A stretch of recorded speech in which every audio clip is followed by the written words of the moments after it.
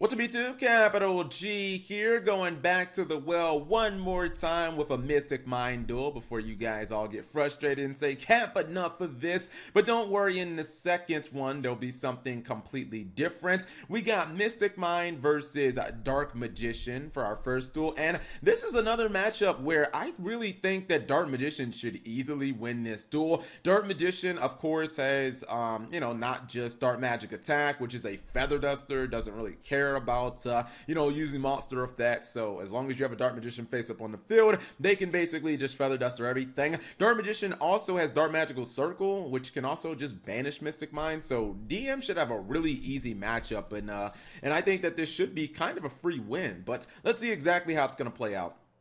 So predictably, we have a set 5 from Mystic Mind. That's to be expected. Dark Magician just basically does nothing, just kind of sets 1, gets hit with the Secret Barrel, and then his opponent top decks Metaverse. And he's going to go ahead, and I thought that this could be a really strong turn. He's going to activate the Magician Navigation. His opponent says, oh, you have monsters on the field. I'm going to go for the Spell Mining Cave. And that pretty much prompts the DM player for, he just can't really do anything. So he tries to enter auto phase, realizes, oh crap, I still have a monster, and then simply passes turn. Just deserts his set. But here's another reason why this matchup should be incredibly good for Dark Magician. Well, I guess he's not going to use it yet.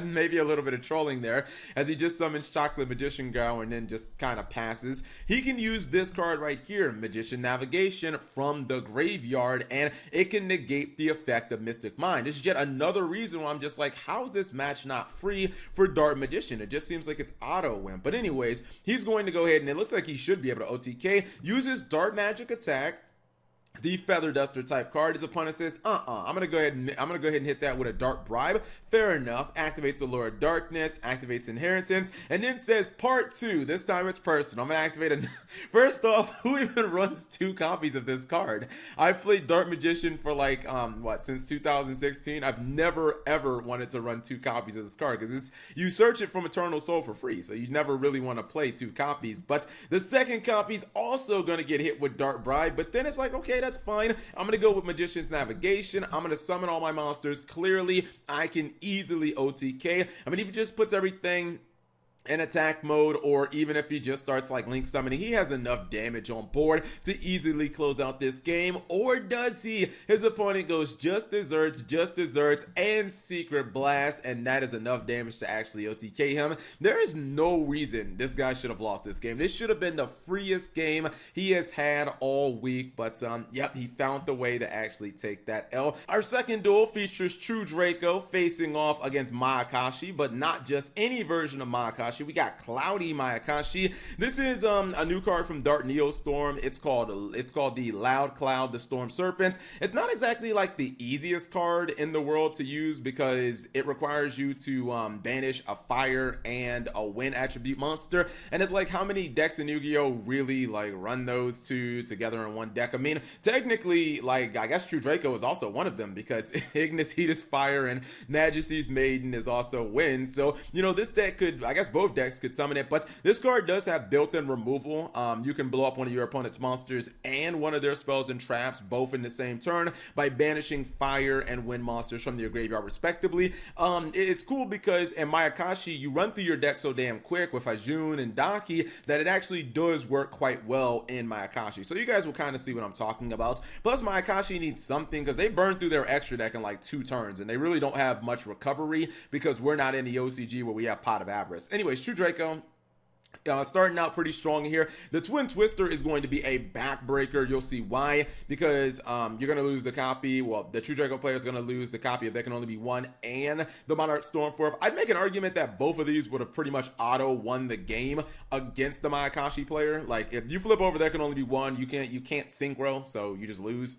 And then with like Monarchs Erupt, pretty much the same thing. You're not going to be able to effectively like get your 2 monsters. So I think that both of those cards could have been really good, because if Ajun would not have been able to summon Daki because of Monarchs Erupt, it would have been a wrap. You can see right here, obviously, when Mayakashi get rolling, they start out with like level 3, and then they go all the way up to like level 11, and they do it pretty effectively. It's actually going to go for the Link monster, and he's going to summon that cloud. He's going to pop the copy of Dynamite Knuckle. Okay, fair enough. His opponent, I don't know why he did this. He gave up his heritage to use Apocalypse, which is just, that's so weird. Why would you do that? Like, you should never give up advantage for damage. It just doesn't make sense unless you're absolutely in a position where you're going to die if you don't. I mean, the damage is negligible. You don't really care. He did also pop the Apocalypse, which, you know, it ended up trading for his life. Top deck's a copy of Dragonic Diagram.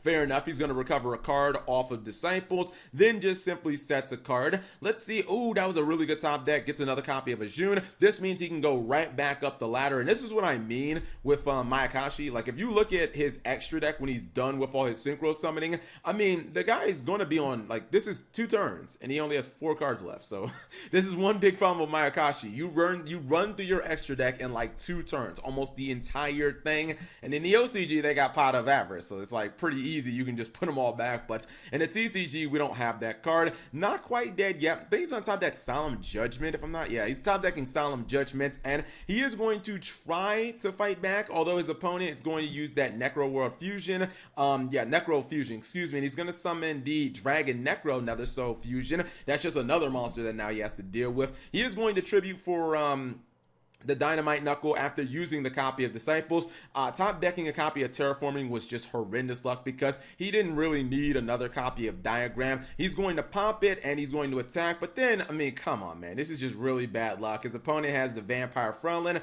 He is going to try to attack, which is a mistake here, but I really don't know if it really mattered because if he attacks, he's damned. If he doesn't attack, then obviously this dude will just ram into him at his next turn and he'll lose that way. But yeah, he was kind of damned if he does, damned if he doesn't, because this card can you can pay a bunch of life points and then have one of your opponent's monsters, or one of your monsters, excuse me, gain attack equivalent to the life points you paid, and he was at 8,000 life points. So I mean, actually no, because did he upstart in this game? I feel like he might have upstarted in this game, so there was a chance that he was at like 9,000 life points. So it was never really like it was never a possibility that he wasn't going to use Frowlin, but I think he was just in a hard spot, and that's when Twister really wrecked him. Anyways, hopefully you guys enjoyed these quick duels. If you did, give the video a thumbs up. Thank you guys for watching. As always, subscribe if you have not already, and turn on that notification bell for daily videos.